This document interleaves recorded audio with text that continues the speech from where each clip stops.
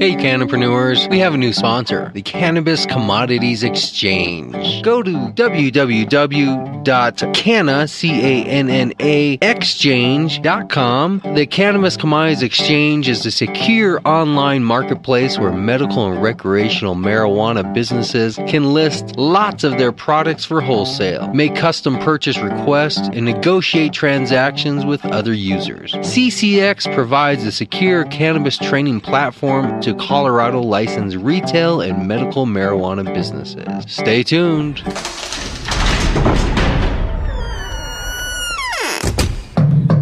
Open up, Colorado. It's 420. Time to grind and burn. This is not your son's stoner show.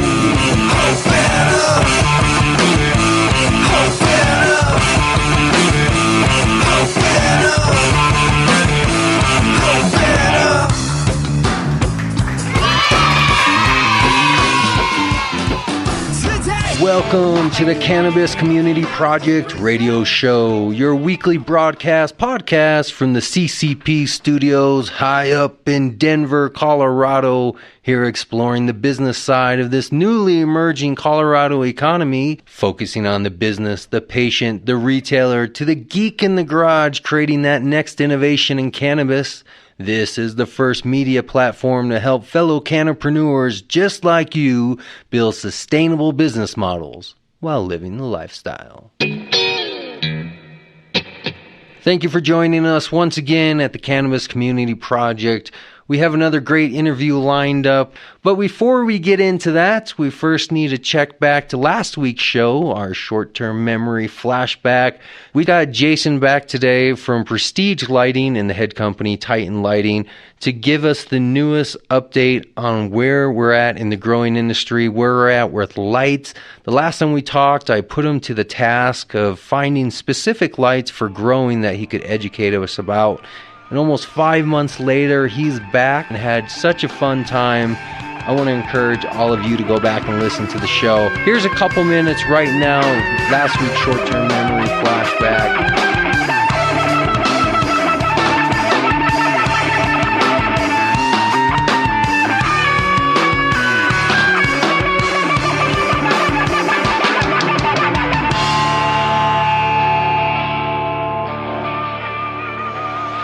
How you doing, Grow Flounder? Not too bad, not too bad. Glad to be here. It's been a while since we've seen you. You know, you're still the highest rated show up to this point. Every time I look at my analytics, all right, still got a smile. To beat that. Man, we're with royalty. I know. We had a good show last time Joe was on. We talked a lot about growing and the business of and all the same stuff you and I talked about. Yeah. Probably not as much about lighting as what we talked about, but last time when we talked, Jason from Prestige Lighting, distributed by Titan Lighting, is that how you say it? Yeah, I mean, Prestige was started because I started selling LED lighting. Okay. And everything is going LED. My best friend, Jason Gray, the other half, is... Jason and Jason. He's the Sparky, so I figured let's start our own business doing this. You know, it's real easy work from a retrofit standpoint. It's... You know, some of the fixtures that we deal with are a lot higher. Right. If there's equipment or you know. I hear the show we talked about last time, because we're not going to go back and rehash a lot of that. So I remember talking about spectrums. You want to break that down for the layman's, because for those of us who aren't growers or specifically involved with electrical work, what does that mean? Well, I mean, it's as layman to me as it is to you. I'm still learning it, and we might want to consult with the guy who's been doing some of the growing. What do you think, Grow Flounder? Do you have some insight to what these vocabulary words mean? Well, the spectrum is all... Yeah, I'm waiting to look at it. I'm pulling it up right now here. All right, so as he Wikipedia's that, let's move on. The light looks very cool. It was heavier than I was expecting, right? How would we describe this? So there's 4 circular bases. I mean, is it necessary when you're doing tomatoes to have such lighting? Actually, the yield I'm hearing from the tomato growers is double. Really? Yep. Vegetables, peppers, tomatoes, herbs, basil, flowers, orchids, any hydroponics, greenhouse, home gardening, farm and flower. So it's just replicating the sun that much better. Yep. When they go back to what they're talking about spinning the plants and not getting shady. For example, our tube lights. For our tube lights, our new tube light has a 120 degree optic on it. So basically, all the light comes down from the tube light. A 360 degree fluorescent light, you lose half of the lumens going up. So with optics, you get the light where you need it. So for Less example, shadows. Yeah, less shadows. I think your shadows are going to be taken out when you use LED. I don't think you're going to have shadows. To me, that light, if you look at it, I don't think it can produce shadows. Right. It sounds like it's more directed, you know. Yep. It's like the sun shines on everything. Right. But you don't want it to shine. You don't want this light to shine on everything. You just want it to shine on your plant. And so it's like the floodlights and a spotlight. Right. You know, I mean the floodlight shows everything, but the spotlight really lights up that.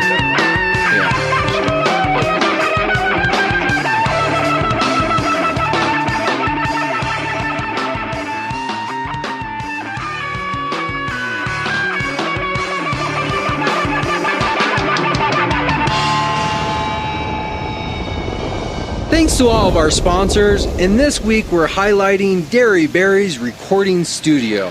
Find him at dairyberriesrecordingstudio.com or call Mark at 303-456-8216. Sweet smile, but I forget your name. Met you once, but I'm not to blame. Drink in hand, and it's a shame that I'm not better. A hand to hold when I feel sweet, and then there's cold, and then there's me. Look out for 23. Maybe I'll be better. Ooh, no.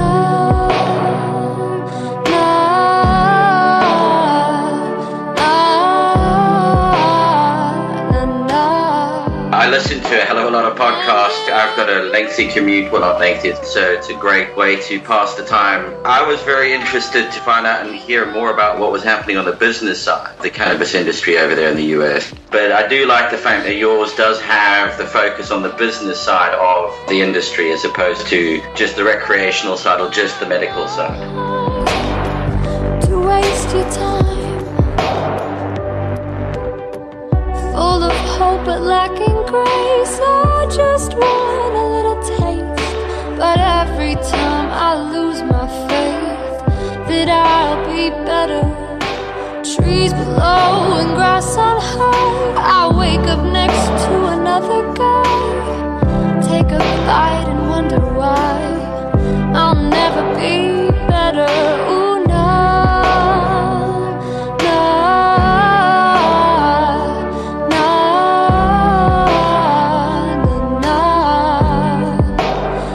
The name Reason to Rebel in itself has such a great name to it that I wanted to create a segment of like, what's your reason to rebel, and have do like street ranting, walking down the street with my microphone and finding people who wanted to shout out like, 20-second, 30-second little rants on what's their reason to rebel today. I have ongoing segment of just short little clips that I plug into the show here and there. Hey, that's not, that's actually not a bad idea. And if you need somebody to do commentary on other people's reasons to rebel, let me know. I mean, I'm not a political show per se, but I think politics in a sense is just the base of life and business and everything else. I know you as an individual are very active and as an activist in many things.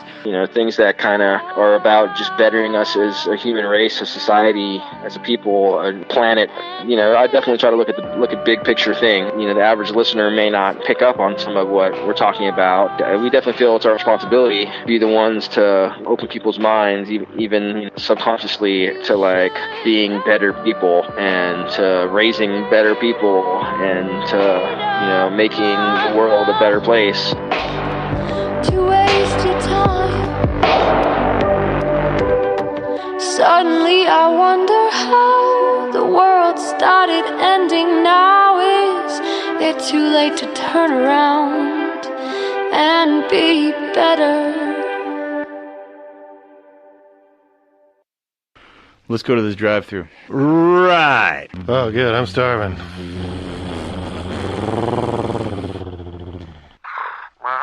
No, we're not going to do that. Wow! God! Okay. Hey! Yeah, that's right. It's a karate chop. What are you doing? Well, if you didn't like that, how about this? Ki! Ow! Ki! Open up the door, it's Dave! Who? Dave! D-A-V-E! Will you open up the goddamn door? Yeah, Dave! Dave? Right, man, Dave. Now, will you open up the door? Dave's not here!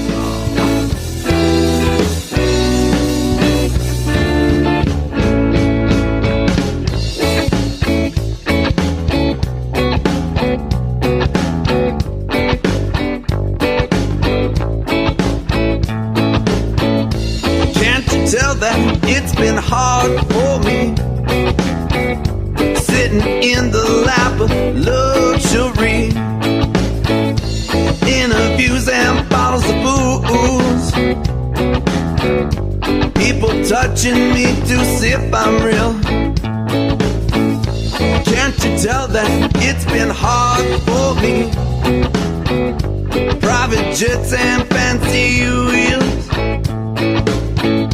hardcore drugs and groupie love, big hotels and endless free meals. This fame, fortune, this celebrity, one day it's gonna be the end of me. This fame, fortune, oh, it's all I see. One day it's gonna be the end of me.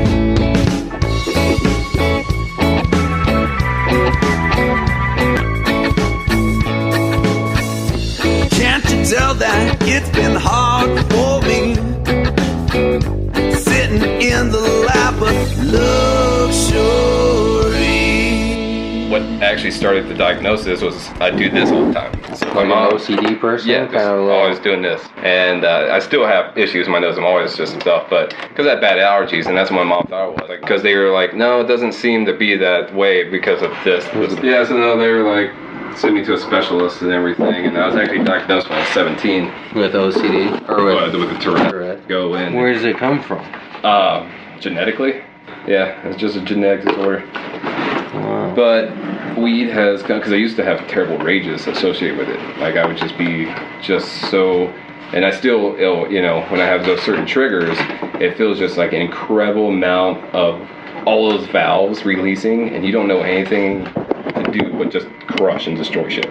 Straight up. Wow. And the only way you can You've had this since you were a kid? Yeah. You're born with it, and then it gets exacerbated through puberty if you go, and I had kind of a lot of turmoil happen, so a lot of these things kind of stress and everything, and exacerbates it. Like in your life, and then so it triggered it? Yeah, so it just made the disease a little worse, I guess. So you're at the moment of exploding at any moment? Are you like the Hulk? Yeah. You have this kind of itching, unnerving feeling inside when... What would a doctor say? Would a doctor say it's possible to cure oneself of this? I don't know. They prescribed me these medications, and they were basically just kind of the same shit they give kids with like Ritalin and stuff like that. They're just kind of those downers basically, and I felt like a zombie. And I just, at the time I was doing graphic design, I was all into art and shit, music and stuff. I just couldn't focus, I didn't have any drive, I felt emotionless, and then basically I stopped taking it and just tried to deal with it. Of course I was a poor family, so it's not like we always went to the doctors for shit and tried to do it that way, so you learn just to self-medicate. For a long time, especially in my early 20s, I just drank all the time. And it's just, it's one thing being in the South, we just drink all the time, but most of us, just medicate. But then eventually weed came into my life and helped that tremendously because I'm able to keep way much more of a head, way without having to drink, without having to really alter myself and just feel the flow of things. I got into a lot. I was coming out, I was raised really Pentecostal. So I was breaking out of a lot of that kind of bondage, like mental, spiritual bondage, and just kind of my love of space and science and everything, just kind of that. And smoking weed, and then I actually smoked DMT and just started expanding, man. Where did you do that at? Oh, at my house in Arizona. My buddy that I've known since I was in middle school. Where did you acquire DMT, though? Oh, Well, all you need is the mimosa, and then you can take the mimosa and use like vinegar, champagne, and orange juice. Mimosa. What do you? Yeah. The mimosa hostel root bark is the full term. So it's a bark from a tree. So you made ayahuasca. You boil down. You extract the chemical. DMT is the chemical that's in that, the reactive chemical, so but what you made was essentially ayahuasca. Yeah, on your own. It. How where did you get this knowledge to make? Internet, man. Internet. Well, the thing is, my buddy though, he had been doing it for probably 2-3 years before. And it's something he introduced me into early on. Yeah, but you could have seriously, to the point of being lost, being a Sid Barrett, Pink Floyd, gone, right. gone in eternity. I never did other psychedelics. I never felt, because of my Christian raising and everything, I kind of strayed because I didn't want to lose my mind. I didn't want to go into those dark realities almost. But there you go. The research into DMT, I did, that documentary that's out there, DMT, the spirit molecule and stuff. Listen to a lot of Joe Rogan, what he had to say about it and everything. And when I looked into it and realized, when I had an issue with most psychedelics, I felt they were synthetic, they were artificial. Whereas with DMT, I saw something that was already in our body. It's in everything. And it's something that should be more occurrent in the body. But, we don't have it flowing as much as we need to be. So, but this was your intention. It wasn't for recreational to get high. No. You were trying to find a cure for yourself, to medicate yourself. Yeah, I was trying to find, and which I did ultimately find, was that centeredness. That everybody looks and tries to find in whatever faith or whatever mantra. But taking the DMT, accepting that it was something that was supposed to be in my body, something that is natural to the body. But one of those things that, when I took it, I had that state of mind that this is a natural thing, and kind of took it in that shamanistic viewpoint that I'm looking to try to go inside myself and help fix myself during this crazy, turbulent time that is those mid-20s, especially in the society that we're living in right now. And when I did that, and I let myself into that positivity and that openness, and what I experienced, I felt that eternity, I felt that no beginning, that no end. I felt what I needed to feel really at that moment. And then that's when I realized it was a good thing. And it's pretty much the only other psychedelic that I could see partaking in other than shrooms, which again, I feel is a very natural thing. Also something that kind of help push our evolution maybe. It's one thing they've talked about scientifically, that our brains have expanded during a certain point in time when psychedelics were also entered into the diet of those people. So you got a lot to say. You're quiet at work. Oh yeah, well, I'm at work. I'm just focused about what I do. Is I go in my head, I'm like, I'm going to make money. I want to make $5 on this. So I'm going to let's keep it positive. But I feel honest in what I'm doing, which is big from what I was doing. I felt dishonest and icky going to work too. Well, it was funny too. I was looking for a good bit while I was going through a little crisis at work of, focusing on my home base here and building my garden and stuff, because I wanted to do a little, like web videos and everything like that, and do a whole kind of set up a micro process, and even into the, veggies and stuff outside, and the stuff I make from it, cannabis with the lotions even, or the pills or the tinctures, just kind of. But I know too, just from I've had to do with video editing, I had to deal with, graphic design. And I've said many, many times, I don't know how to make money. I know how to make stuff. I don't know how to make good things. I don't know how to make, I'm a quality person. Money to me is not quality. It doesn't suit it's an unnecessary necessity. Money to you is not a quality? Is that what you're saying? No, I just hate it, man, because I grew up poor, and I just never learned how to deal with money right. I knew how to do what I needed to do, and to keep the people I love happy, and to keep myself going, and that's all I needed to do. That's interesting you say that. I've started a couple companies over the years, all based around usually marketing type stuff. But I have a crowdfunding company in it I do. I have a marketing company where we do our audio and video production. I have a background check company where we do background checks and record searches. I have a little catering and food company with my wife.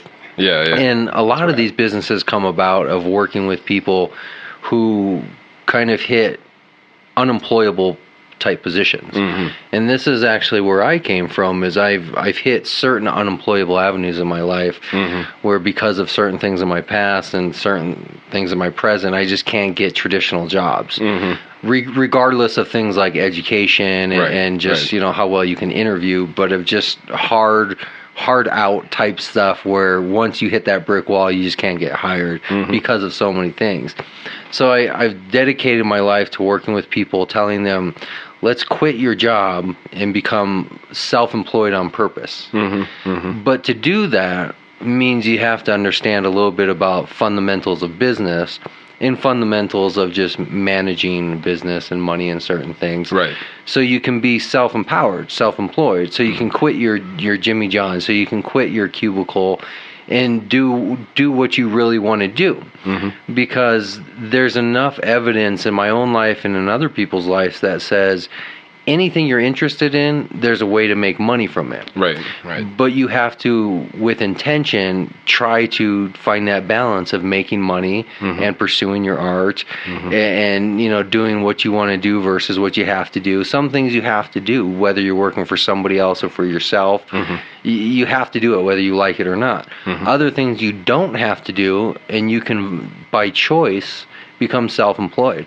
So I find it interesting when you say, you know, I want to do my own thing, but I don't really come from this background, because I think that's the ideal type of person to really be an entrepreneur and self-employed.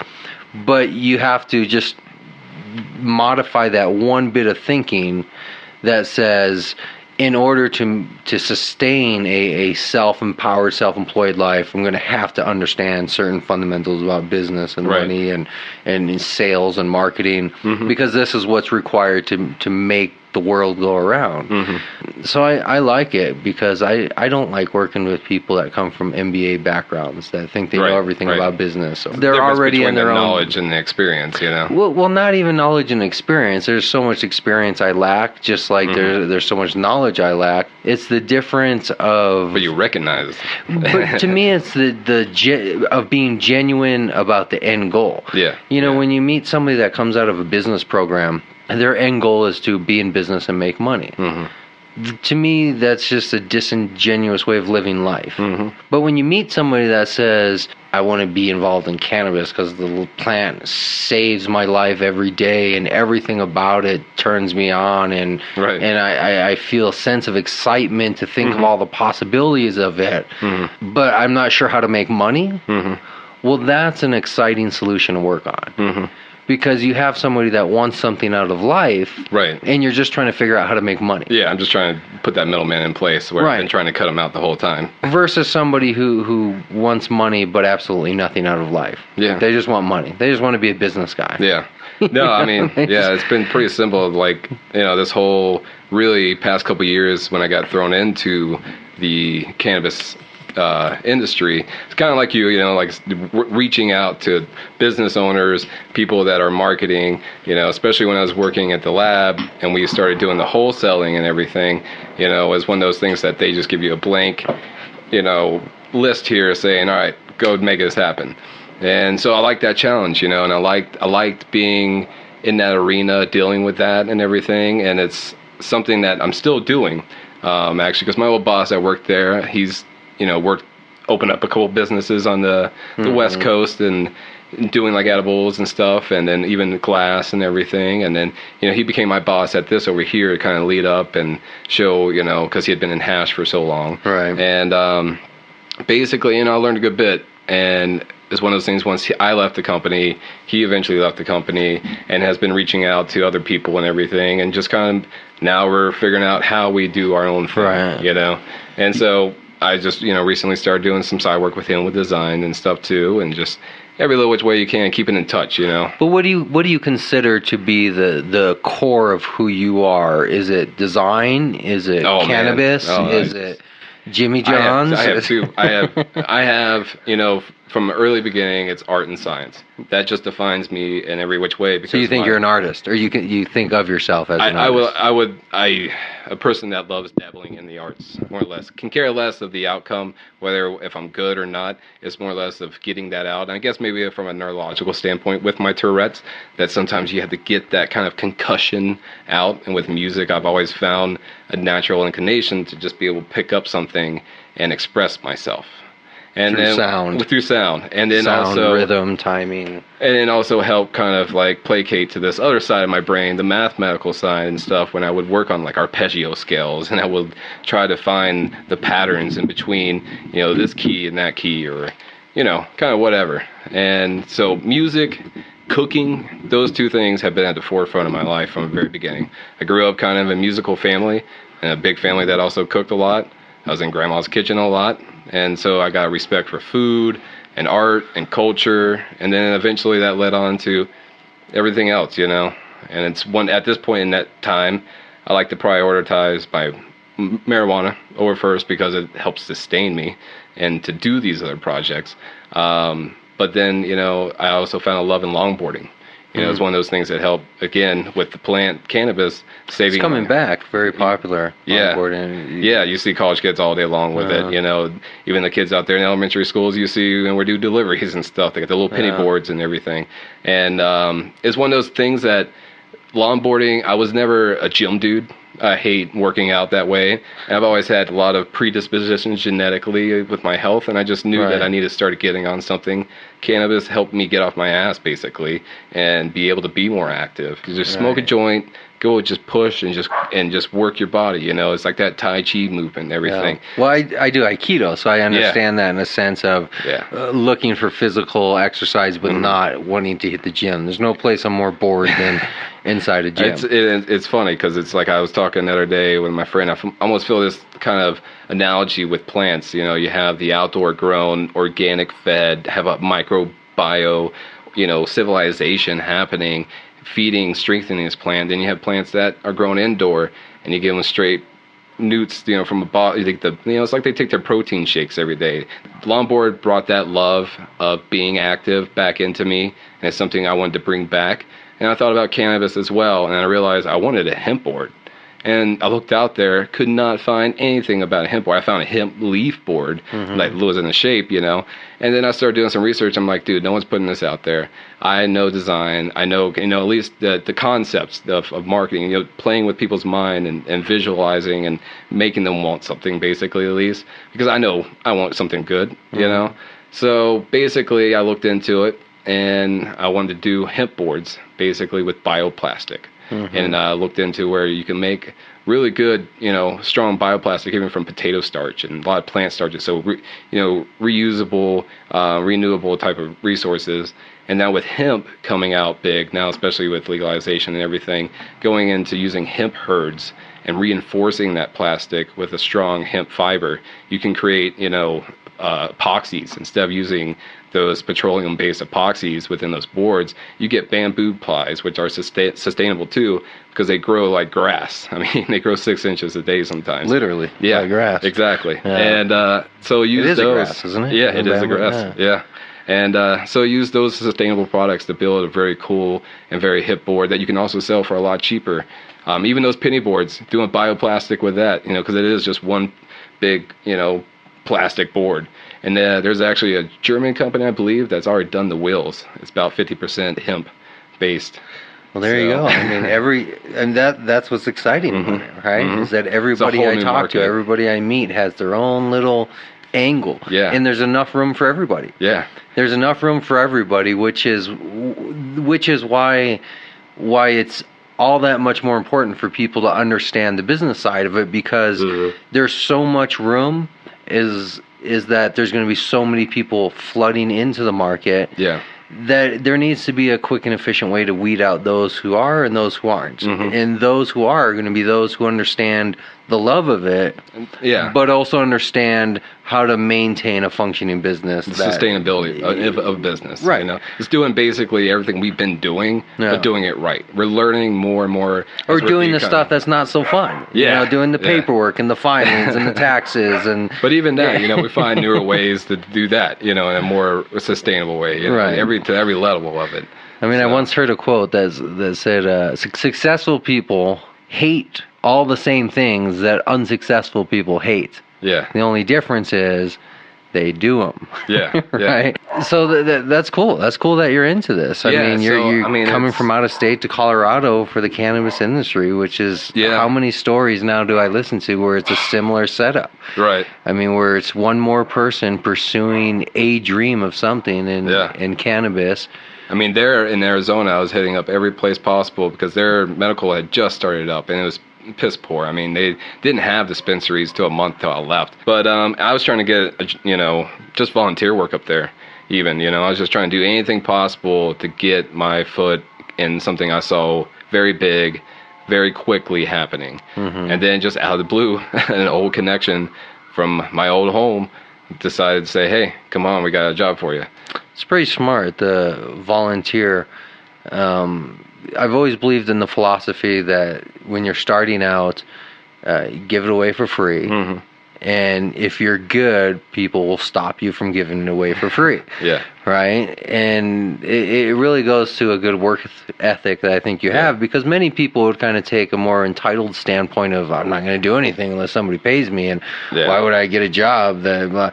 But like many industries, especially in the arts, if you want to be in movies or music or anything else, you start as an equivalent of an intern of working for free or close to it until you develop something that's good enough that somebody wants to pay you for. Yeah. And me, it was, I don't know if it was so altruistic, but it was more or less, I knew that I could not go back home, could not go back to the South. And I had to do everything possible to get myself in a better place. And then knowing how good and this plant has done for me is one of those things that was a definite avenue. Yeah. And despite all the disparity or fear I may have had in working with it early on, because it's one of those things that I always knew was right, and then I couldn't could never apologize for. Right. And so that was one of the reasons I just left everything, just jumped, started brand new, just to get that experience at least.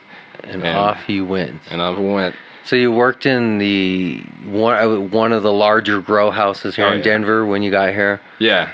At the time. What was the plant count? I mean, at the time when I came in, it was right at 100,000. Wow. So, yeah. So what laws are they growing under? Because I was under the impression that a dispensary had to grow up to 70% of what they sold. So how does a warehouse, what is it attached to? Is it attached to a dispensary that's claiming they're selling they basically have 100,000 plants of... Between the count is with all their stores, they have 15 medical, and they have like 4. So it was a conglomerate company. Yeah, it's basically that had like different names of dispensaries, but one ownership. Yep. Wow. And they're just so big, and they had the best lawyers. They had the best. They had people in not only law enforcement, but also in the city council. Gonna end. They have. I mean, the reason we have stuff here in Aurora coming is because they wanted stores here in Aurora. So they made that happen. Yeah. It's one of those things that when you were there, that kind of corporate, big, dominated type of feel that you can just see on the outside felt that way on the inside. Having to write my own SOPs basically on how to run these equipment. Standard procedures. Operation, procedures. Well, this is one of the dangers of having YouTube videos showing people how to do it, is because they give the impression that you just get a steel pipe, throw a cap on it, poke a little hole in there, and just stick whip it a with can a of gas, blow it out the other end, put it into a little glass tray, let it dry, cook it a little bit, and voila. Yeah. You got yourself some $30 gram, product you're going to go around and sell your friends. And there's and there's not really, like, with our situation, we had tons of different strains. We had a lot of them that were grown the same. So there's a lot of controls and things that we can try to work with. Yeah. I mean, we're dealing with hundreds and thousands of grams basically on a daily process. You can kind of take a side and see, and go at, because again, there was no real science behind this stuff, no real training about this stuff. People are starting learning more now, right. But again, then we were doing this 2 years ago, and it's just come such a far away in what we know now. And it's just because of that trial and error. It really was just taking hundreds of grams and saying, all right, if I do it this long, or hey, even hexane extractions, or saline extractions, or just do what this to see what on a molecular level what experimentation, having real scientists in there documenting experimentation. Yeah.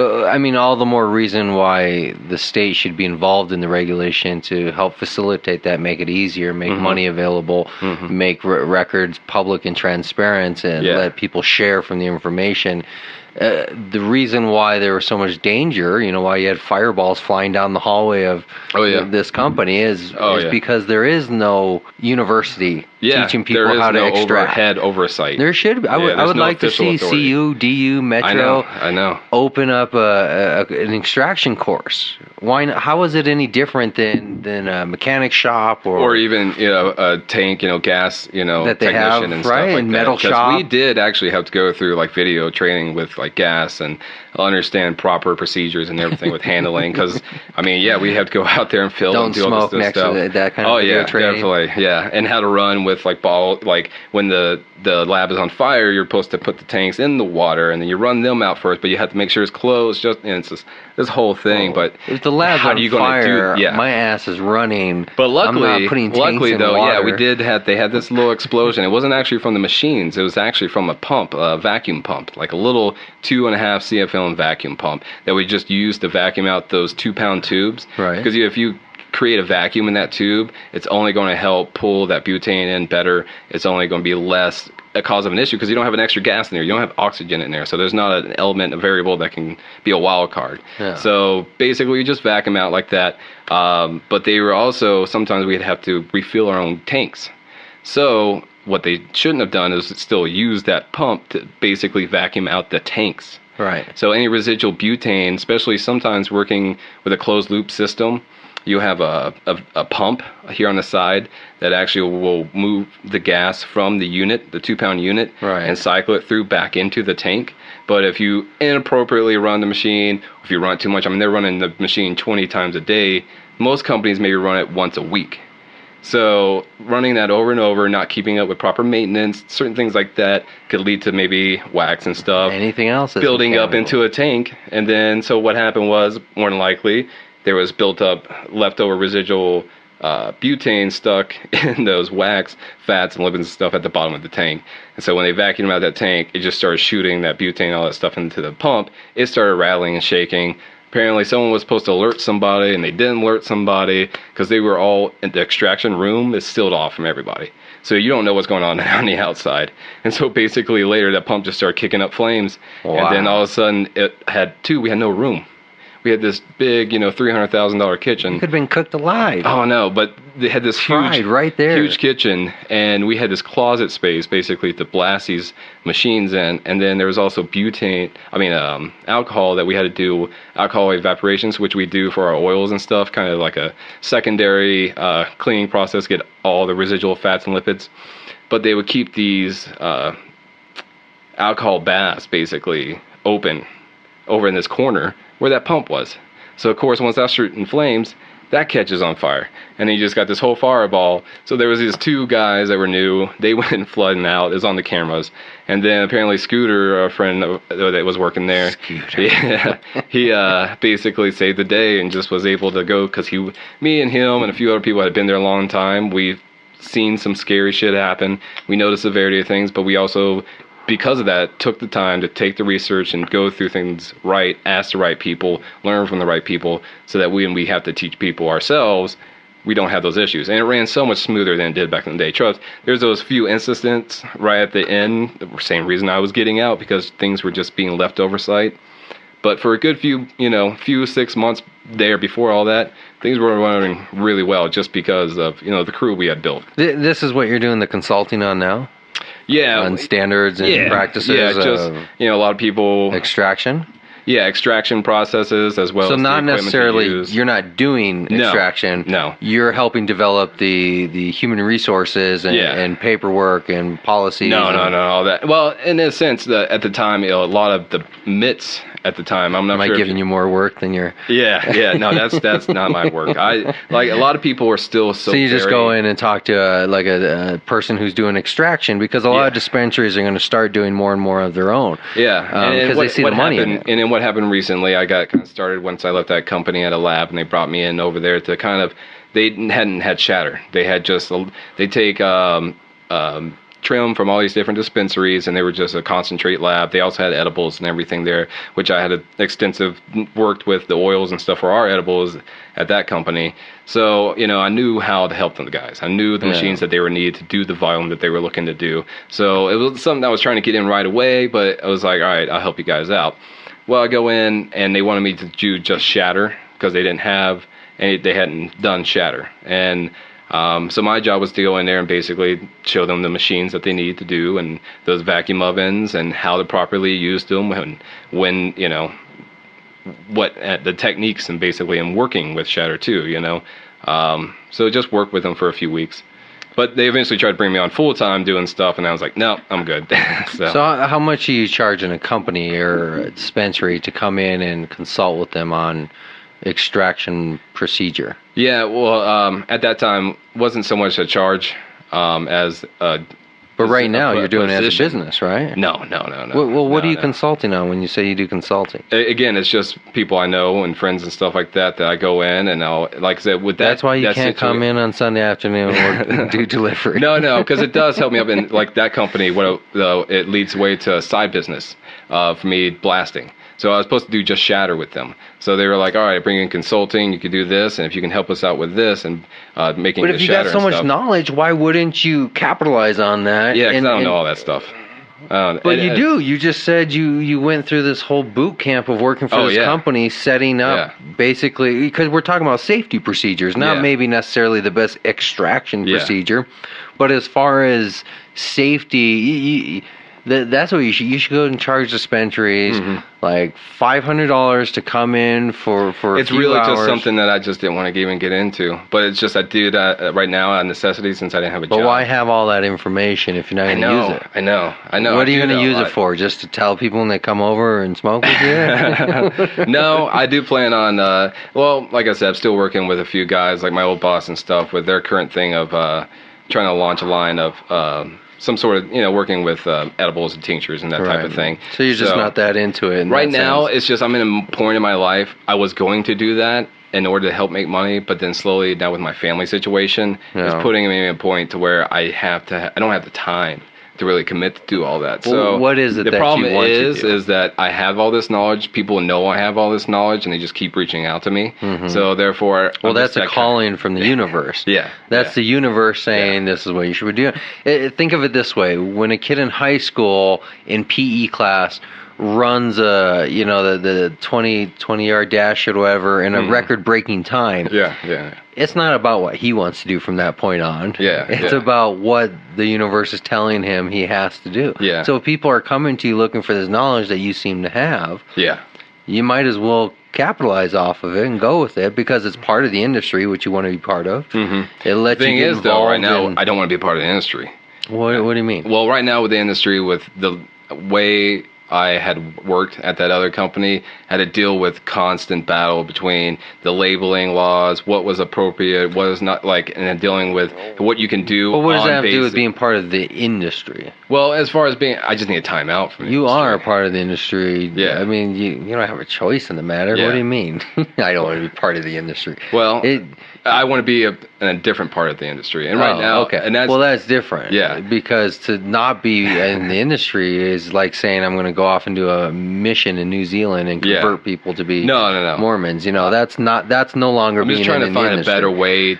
The better way I need to be in the industry. Where it's just what do you want to do in the industry? What do you want to change to? You just want to be a grower? Or? Right now, I'm trying to bring back organic ways of doing things for sure. I hear that a lot. A lot of people are talking about being organic. But the biggest thing is just doing things right and thinking things through and learning how to measure twice before you cut and learning how to just attack things with a more logical, reasonable level and with the respect it needs to be. And I just worked with so many people in the industry that it was such a letdown to see where it could have been at this certain standard, but because of incompetence and all these other things, like, it just wasn't working. So choose something else. That's what we were just saying. There's thousands. When I'm working here at home, and that's my thing right now is putting family first, focusing on the home base, making sure things here, like our food, I love to cook. There's so much going, as you can see, so much going on here. My parents are disabled, and it's just such poor health right now, overweight, and just my dad has like no discs in his back. It's like, it's just, they're terrible. So I have to get him here because coming out. Is he using cannabis for pain? They want to. I try to, sneak them a little bit here and there when I can and stuff, but I need to get them here because not only with the cannabis help her, she has maybe some fibromyalgia. edibles with that type of. Well, she has diabetes and fibromyalgia and all this other stuff, so it's finding different ways. Like the pill forms, I know how to make the pills and stuff with glycerin and everything. That's where I'm using my knowledge. I'm using my knowledge on like making my lotions and everything. I just doing it here on a local level. Yeah. Making sure I have my foundation started. What kind of, like a salve type lotion? Yeah. They do the salves and stuff. Just using all kinds of different ingredients, with everything from the cocoa butter to shea butter, with different types of essential oils, and just we even had like cooking it into the butter and then, and then we take like our hash oil, the liquid form that we had actually strip it down and put it in there, just dissolve it up in there and let it congeal and come back together. It makes, it works really, really well on burns, itches. I've been burnt so much, especially working with hash and stuff, and I put that stuff on, and it's just 2 days later, everything's perfectly healed up. I only use cocoa grease. Yeah, we have this stuff here too. We actually recently bought. We've been using a lot in the Soothe. But that's where I'm going to use a lot of this information is just help my family. That's until they're here, until that I got everything set up. You made this? No, we actually recently bought that stuff. But we have some stuff I made in there, the Tiger Balm stuff. Yeah, and those cannabinoids just work and go into your bloodstream and just makes everything work good. And are you selling that, or is that just a personal use? When I start getting my harvest going, I would definitely like to make some products and sell a little bit on the side for sure. So there's definitely a lacking in dispensaries of really bringing products to the storefront. Yeah. And head shops aren't really meeting that need either. There's so many markets in between of stuff like creams and what else did you say? The pills and the tinctures, the syringe, like all that type of stuff.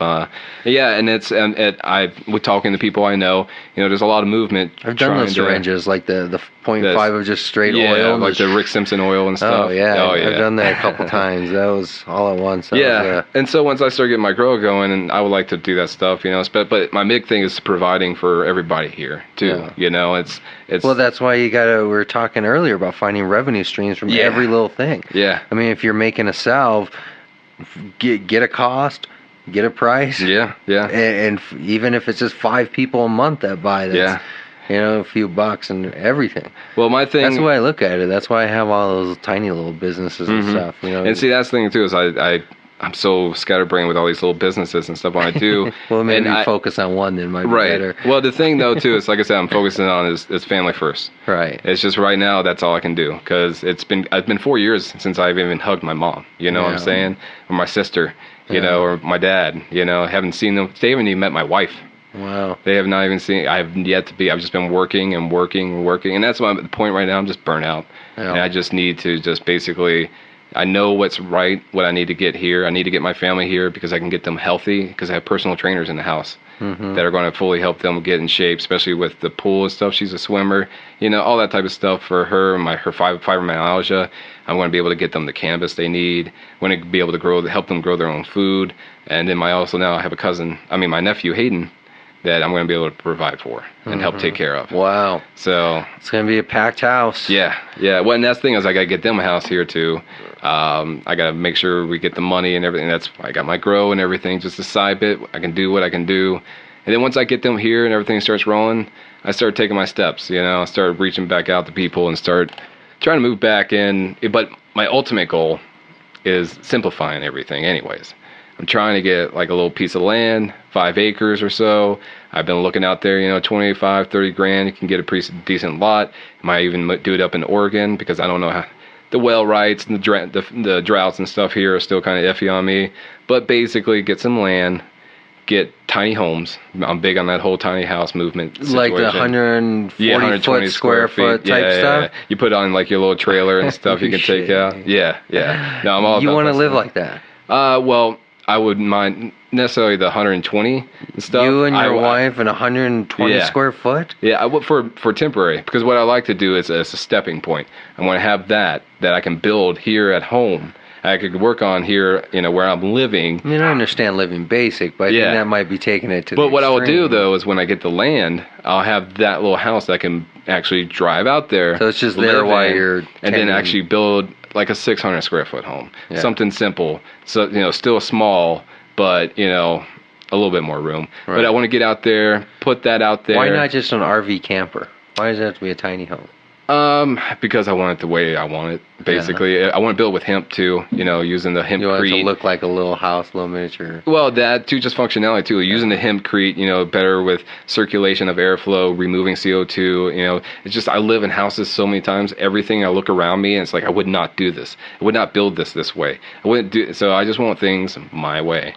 I think there's just better ways to do things. And I saw a house made out of straw one time that was round. Yeah. And it was warm in the winter and cool in the summer, and it was strong. And like, if you can engineer and build houses appropriately to do that with less, need for electrical or heating, less being your carbon footprint or whatever, just living cheaper, sustainable, and happier. Because then out there too, I want to have my gardens, feeding us and stuff. There's people that do enough gardening on an acre to where they go to their farmer markets and they make their little stuff or they sell their produce and still make 20 grand a year and living free basically on their land. And so not only that, put a little greenhouse and then grow, some outdoor cannabis plants and then harvest those and sell the excess off of that or make the products and stuff. But the big thing is I live on this land. It costs me $250 a year basically in taxes, and then that's all I worry about. My house is owned because I built it, and I built it for cheap because I built it small, and then I have my own food that's taken care of. And then, everything I want to do, I want to build lawn boards, I'll build a little shop and build my lawn boards. I want to get back in cannabis, I'll take my, time, open up a little storefront, I don't know. But it leaves me those options to where my family is taken care of, I'm taken care of, we're healthy, we're happy, and there's a lot less stress. There's no need. Right. Everything I want to do is because I want to do. If I want to just sit there at my house for 6 months and just read a book and do nothing about that, just read book and eat and just live life, I could do that. But now when I get back in the real world, do something, that's available to me too. So much to do. Yeah. So little time. Yeah. And trying to do it all within a couple years, just as soon as possible. So that's why I'm kind of like the cannabis, the industry and everything, I'm definitely always a part of it. It's within me, but it's one of those things that I'm going to take a little bit. It's not so much the forefront to it, so when I can come back to it later, Like, find my niche. Oh man, that's a lot. And it just keeps going. Appreciate it.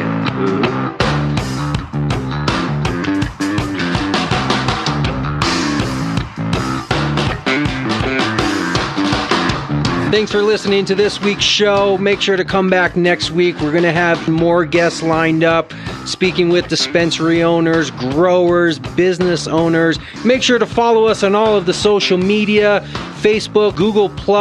You can listen to our shows live from the website or your preferred listening platform. Find us on iTunes, Stitcher, SoundCloud, Spreaker, even YouTube, all under the same name, CannabisCommunityProject.com. We'll see you next week.